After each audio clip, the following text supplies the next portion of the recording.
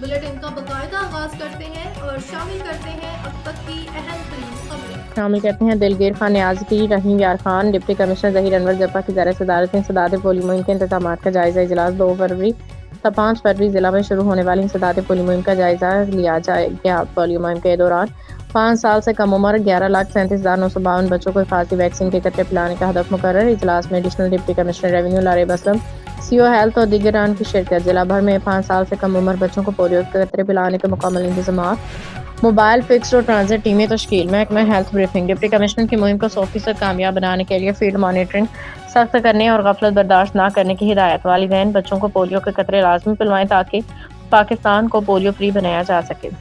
ज़िला इंतजाम में महकमे से तो आलमी इदारे मुश्तरका तौर पर मौसर हिकमत अमली के तहत काम करें।